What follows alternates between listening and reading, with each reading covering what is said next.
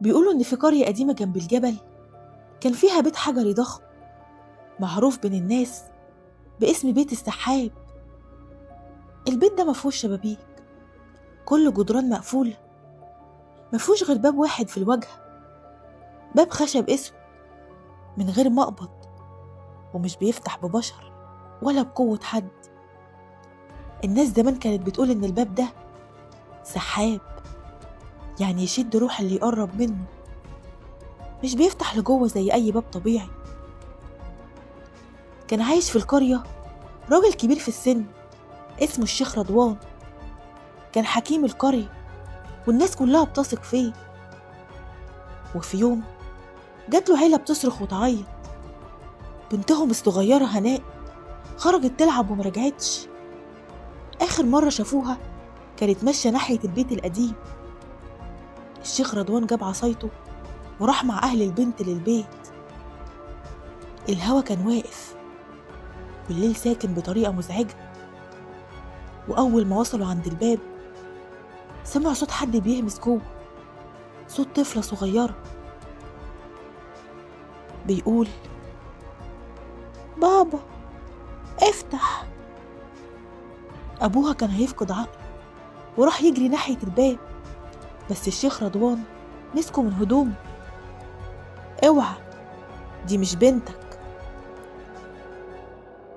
الشيخ قال إن البيت ده من أيام جدودهم، واتحكى عنه أسطورة مرعبة إن في روح ست اسمها فهيمة ماتت ظلم من 100 سنة. كانوا بيقولوا إنها محبوسة جوه البيت ده وتعذبت قبل موتها، ومن وقتها روحها بقت تدور على أي طفل ضعيف تسحبه جوه البيت علشان تعوض الحرمان اللي عاشته. البيت ده مش مسكون، ده جعان. وبعد 3 أيام من اختفاء هناء القرية كلها اتجمعت عند البيت. الناس سمعوا صوت بكاء وصوت سلاسل وصوت حد بيمشي جوه المكان رغم انه فاضي. الشيخ رضوان قرر يدخل رغم ان الباب عمره ما اتفتح.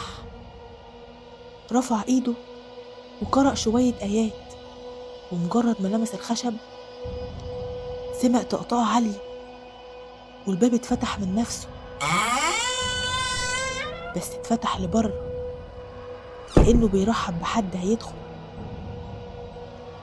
الهوا خرج من جوه البيت بارد وريحته زي تراب مقبرة مفتوحة. دخلوا بالعافية، مفيش أي أساس، مفيش أي علامة حياة، بس الجدران كانت مخدوشة، حفر صغيرة كأن حد بيخربش وينادي. وفجأة البنت هناء ظهرت واقفة في آخر الممر، بص على أمها لكن عينيها كانت سودة بالكامل، كأن حد تاني واقف جواها. الشيخ قال: دي مش هناء، دي فهيمة. الصوت اللي خرج من البنت كان صوت ست كبيرة: أخيرا حد فتح الباب. الشيخ بدأ يقرأ بصوت عالي والبنت تصرخ والبيت يهتز والباب يقفل لوحده بقوة.